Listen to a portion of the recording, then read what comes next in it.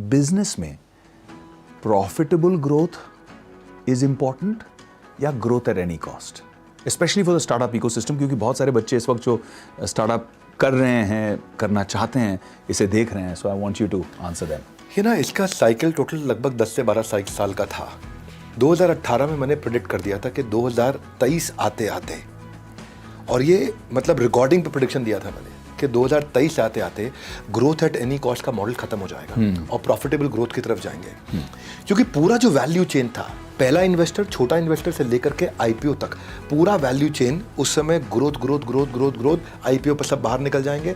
और IPO India के अंदर आप जानते हैं, आप अच्छे से जानते हैं कि वो नहीं इस समय रिस्पॉन्ड कर रहा है केवल ग्रोथ एट एनी कॉस्ट को, उसके लिए प्रॉफिट चाहिए. करेक्ट.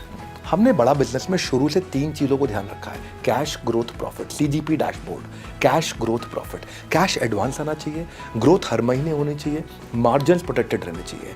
ये 3 इम्पॉसिबल ट्रिनिटी हैं. ये अगर 3 चीज़ें इकट्ठे आपने कंट्रोल में कर ली तो आपको बिजनेस में चैलेंज नहीं आता. करेक्ट.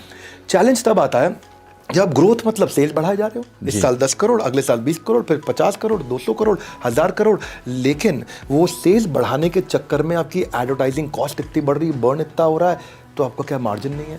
अच्छा, मार्जिन प्रोटेक्ट कर रहे हो, है ना, लेकिन माल उधार दे दिया तो कैश नहीं आया. अच्छा, माल टाइम से ले लिया, मार्जिन भी प्रोटेक्ट कर लिया, लेकिन अब सेल्स नहीं बढ़ रही क्योंकि मार्केट में कंपटीशन बहुत. तीनों चीज़ें बढ़ा करके जब आप चलते हो, आप प्रोटेक्टेड रहते हो.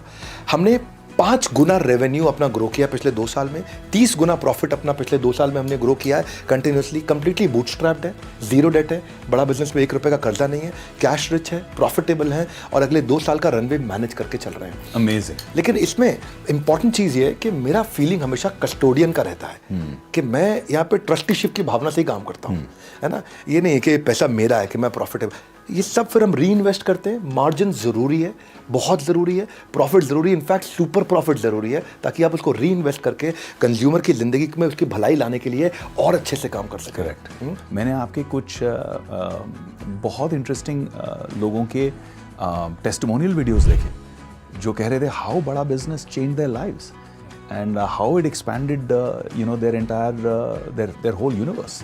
सो आई थिंक उस चीज़ का मज़ा कुछ और ही है. हम मानते हैं कि 9.9 आउट ऑफ 10 है, 0 आउट ऑफ 10. क्या बात है. कंटेंट ऐसा बना के देंगे ना कि उसके बाद उस पर कोई compete नहीं कर सकता. देश में 2 ऑब्जेक्शन नहीं आएंगे. एक कि हमसे सस्ता कोई दे सकता है, दूसरा हमसे अच्छा कोई दे सकता है. क्या बात है. ये ऑब्जेक्शन तो कभी पैदा नहीं होने देंगे.